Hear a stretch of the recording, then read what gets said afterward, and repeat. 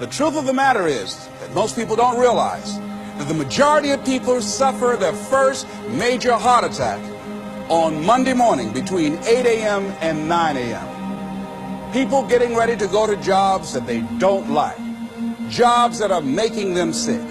You see, when you're not pursuing your goal, you are literally committing spiritual suicide.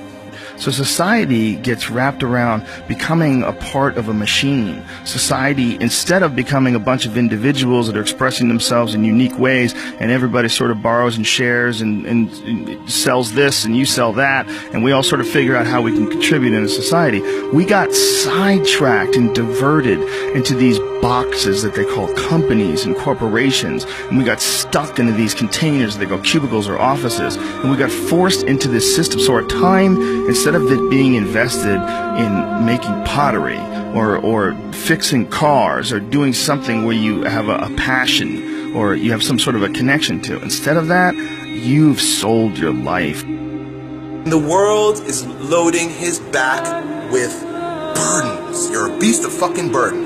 You're supposed to go to school. You're supposed to pass your tests. You're supposed to do your homework. You're supposed to clean your bedroom. You're supposed to, right? All the things you're supposed to do, all the conditioning laid upon you, all the beliefs that you've been given, they're not yours.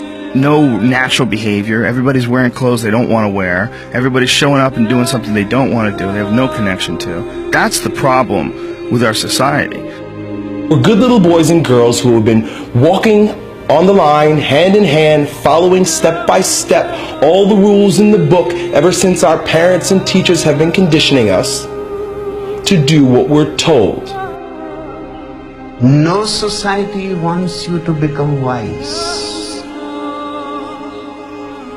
It is against the investment of all societies.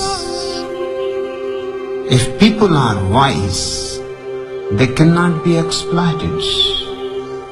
If they are intelligent, they cannot be subjugated. They cannot be forced in a mechanical life. That you work 8 to whatever the hours a day plus commuting, and then you're like this. And that's your life. That's your real fucking life. To step outside the bounds of the mental slavery that you're holding on to that was imposed on you by your parents, the teachers, society, and all of the institutions at large. They want to keep you mediocre, bland, vanilla, a square person in a square hole. I will not fall into despair. Dedication, hard work. I said to myself, dedication. I will never go back to this again. I will never be treated like that again. I will never go through what I went through again. And that pain pushed me to write a bestseller. All these supposed tos that the world tells us is all over this dragon. Here comes this dragon, thou shalt. And you're carrying this burden that the world has laid upon you. And it is your responsibility as a maturing individual to slay that dragon. You either bow down and you continue to live your life as a beast of burden, or you slay that fucking dragon. And by slaying that dragon, you become a lion. And that lion's name and his attitude is I will and no. Dedication, hard work. I'm a one-man army. One-man army.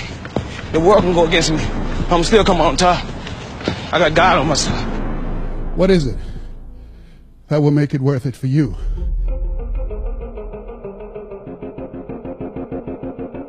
Find out what it is you want and go after it as if your life depends on it. Why? Because it does.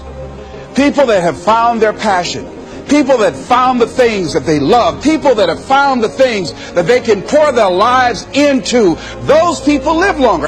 Express something creative. Be who you are from the depths of your heart, regardless of what anybody else thinks. And so I'm trying to encourage everybody out there, take advantage of life.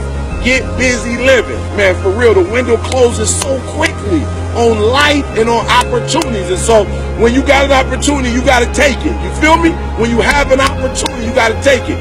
George Washington Carver would say, do what you can, where you are, with what you have, and never be satisfied. She talked about a man who had been captured behind the enemy lines in a war and was sentenced to be killed or another option. The captain said to the guy, listen, he said, tomorrow morning at 6 o'clock you can face the firing squad, or you can go out this door over here. And the guy said, what's out the door? He said, no one knows. All we can tell you is just unknown horrors. He thought, and the next morning he selected the firing squad. After the shots rang out, the captain's secretary said, what's beyond that door? And he said, freedom. And so I was blessed because I went through so much pain that pain actually pushed me. You better hear what I'm telling you today. I'm telling you that pain pushed me to prosperity.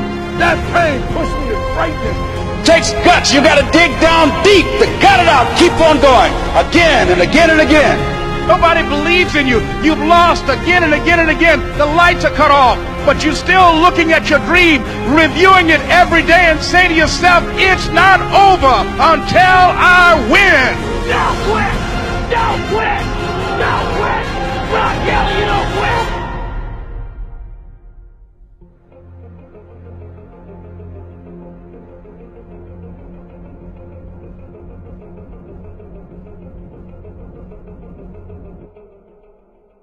Yeah, look at you with your manicured fingers. You're not even struggling. You don't even hate. You don't even hate work and life.